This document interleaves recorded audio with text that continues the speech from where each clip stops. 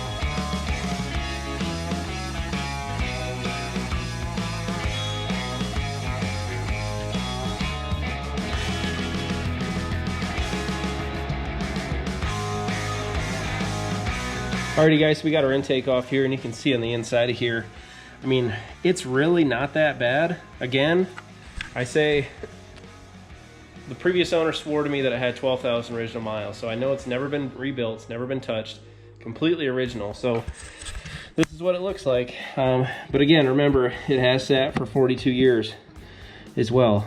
So, it's really, wow, it's actually not that bad. This is all on the surface. There's nothing super crazy in here with rust or anything like I was expecting. Down here there is, but you can see, all this is coming right off on the inside of that.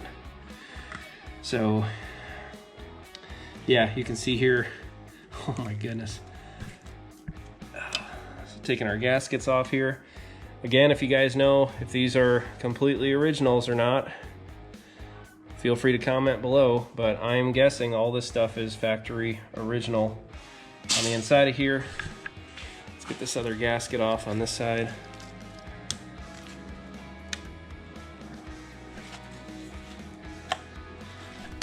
There we go. So these are metal intake gaskets here.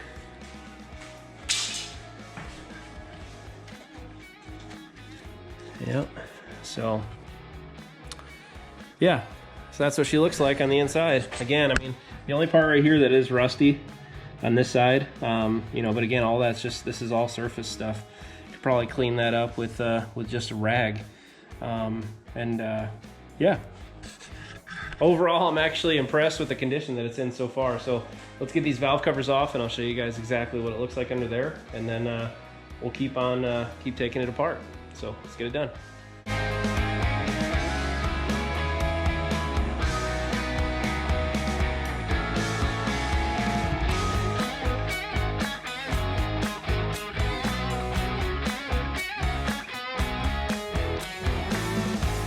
All right, so I got my valve covers off here. It's definitely worse than what I remember what they looked like. So when I first bought the car, I pulled these off here and I showed you guys what they look like, but now you can see them in 4K here with the GoPro. But this thing looks like it was sitting on the bottom of the ocean. I mean, there's no other way to describe this.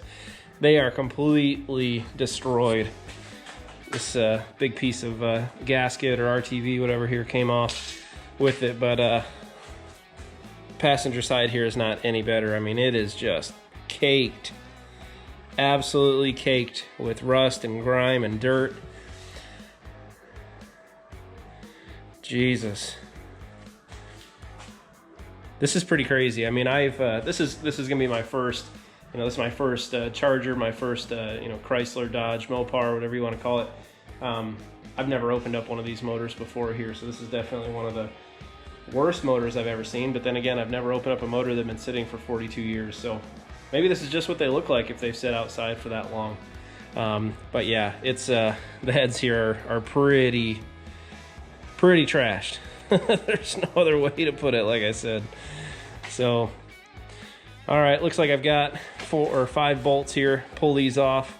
We'll get these rockers off, get our push rods, get everything off here, so that way we can take off the front of this motor here, pull the cam out, and then get a good look at that. So I think this is exactly what I've expected so far. You know, I mean, I expected it to be pretty bad, but I hope the rest of the motor doesn't look exactly like this. I mean, here, this leaves me pretty optimistic in here, but this, no bueno. This is not good at all. So let's hope the rest is a little bit better.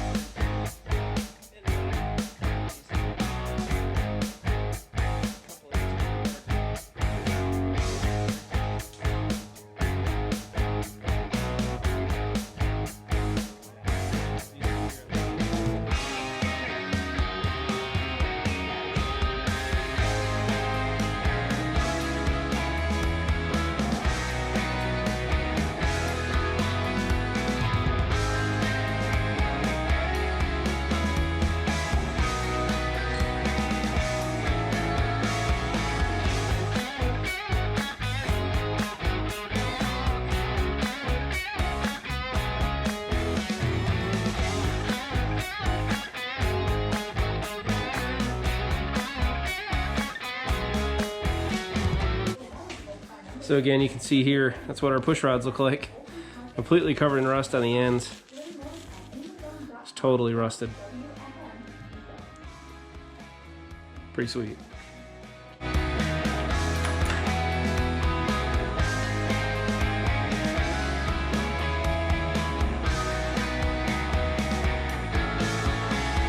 So you guys can see here, same on the other side. I mean, none of these are, I guess down here on the end, these ones are spinning freely. This front side here is just really, oh, there we go. Really stuck together, really corroded here. Bottom side, oh, bottom side just as bad. Pretty trashed.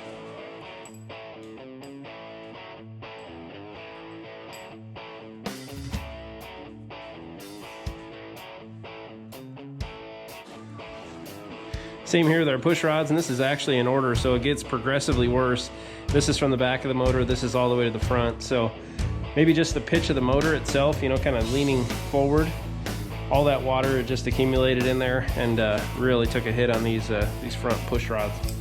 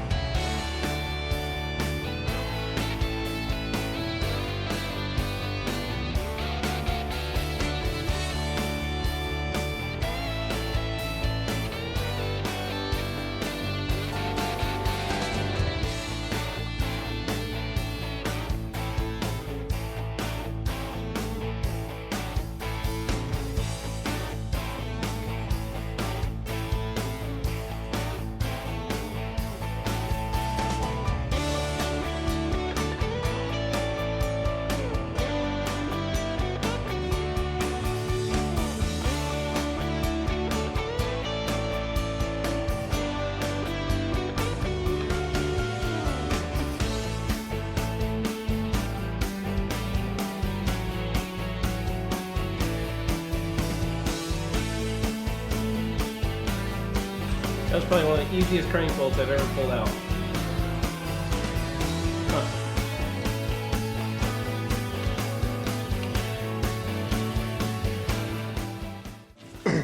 You can see how long this is sat. It's actually got part of the belt. Oh wow, and there's a rust hole right through the middle of the crank pulley. So I'm guessing this side, being the downside, was sitting probably pretty close to the dirt and ended up eating straight through. You can kind of see that hole right there in the crank. So check this out, guys. This is on the bottom side of one of our lifters here. You can see, I mean, it's pretty clean on the bottom side of that. I don't know how bad these would actually be to use again, but you know, if we ever do rebuild this block, we will be replacing these.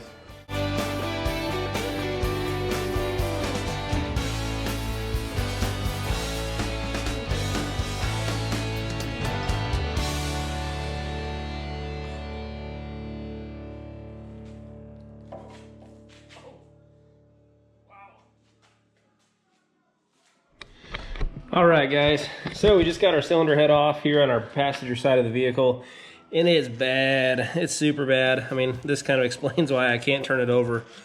It'll be really interesting getting these pistons actually out of the cylinders here, but they are totally filled up with rust on the inside of here. I mean, I can't even, yeah, this will definitely obviously have to be bored and cleaned up and everything, but you can kind of see, I mean, look at how nasty that is. It's just totally rust filled here. Get this head gasket off.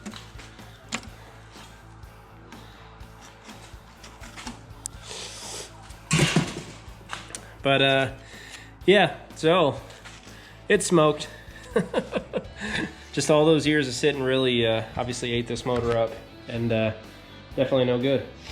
So we'll have to take it and drop it off, get it hot tanked, and get it bored out too to get it cleaned up. But let's see what this driver's side looks like.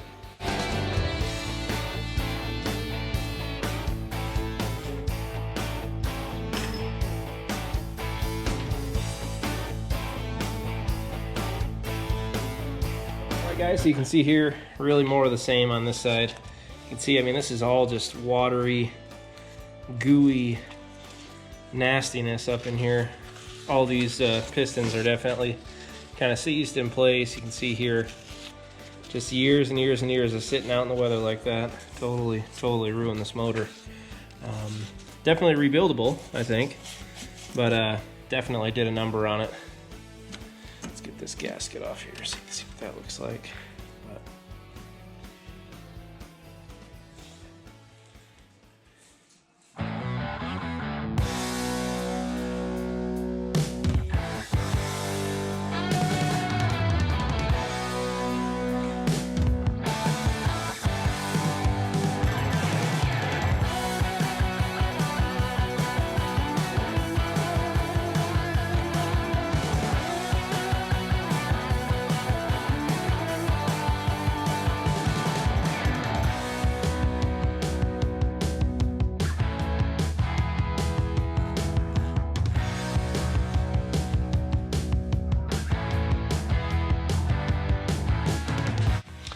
Alrighty guys, we got our camshaft here, and overall it does look like it's in really good condition overall. As you can see here, I mean, all of the lobes still nice and tall, nothing's rounded off. I don't see any significant damage on here, just some light scratching and whatnot, but overall it does look pretty clean. The gear here on the backside for the distributor also looks to be in really nice condition overall. So again, 12,000 miles. You guys tell me. I think it's looking pretty good. So I did want to show you guys something really quick here on the front side of the motor. Just overall, I'm impressed actually, now that I'm getting the covers off, just how clean this is. I have not wiped this off at all. You can see how grimy it is here on either side, but I mean, it's actually in extremely good condition here around. I'm excited to get this oil pan off and look at the bottom end of the motor here, but overall it's in pretty good shape. You know, obviously here we've got just some grime and, you know, gunk from sitting all those years, but again, overall I think it looks pretty good, better than expected here, at least on the bottom end. I did put some PB Blaster in all of the cylinder bores a day or two ago, so hopefully we can knock those out as well once I get the bottom end out, get the crank out. So I'm gonna go ahead, we're gonna drain probably a lot more water than oil out of our oil pan here, but we'll get that drained, flip the motor over, and then we'll start here on the bottom side.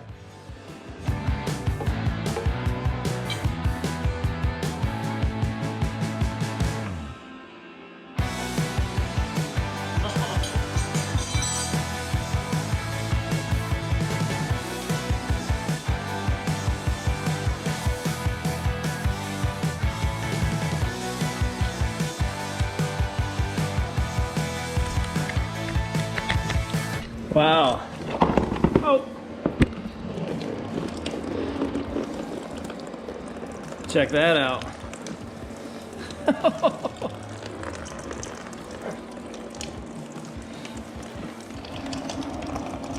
I hope you guys can actually see what that looks like.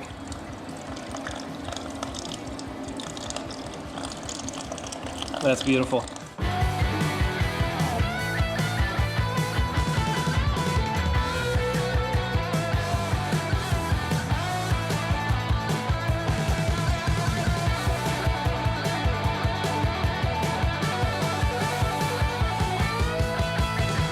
Alrighty guys, we got our oil pan off here, and check this out.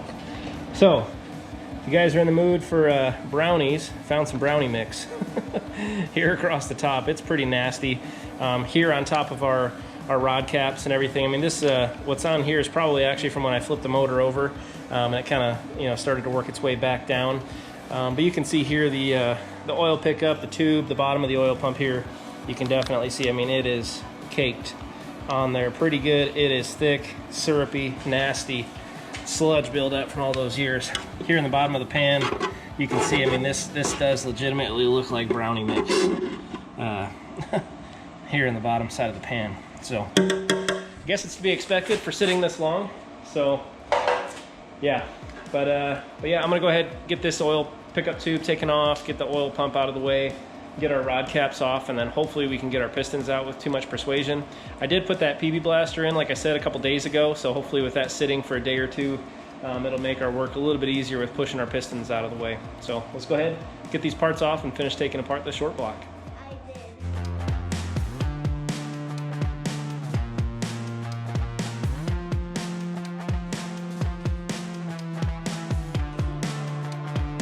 Alrighty, you guys, as Kenny Rogers once said, know when to hold them and know when to fold them. I think it's time I fold this one. So let me show you guys what we're looking at. I've been working on this, just trying to get all of my rod end caps, trying to get all of my bolts out. I've got all but two of my nuts off here, and both of them are totally inaccessible. I can't turn the crank over. I've tried every possible way, even pulling all the caps off and trying to find a way to maybe free this up a little bit. I've hammered down with a hammer, with a screwdriver, trying to push the pistons down just to give me a little bit of clearance here. And as you can see, I mean, I've got a few of them that opened right up here. You know, this one right here, another one, started to actually work its way down. I can't actually get any of the pistons physically out. You can see that one right there is, you know, better part of 3/4 of an inch out. and I beat the absolute dog shit out of that thing, and I could not get it to get out of the cylinder. So we can't get past the rings, I guess, and it's kicking my ass, not gonna lie.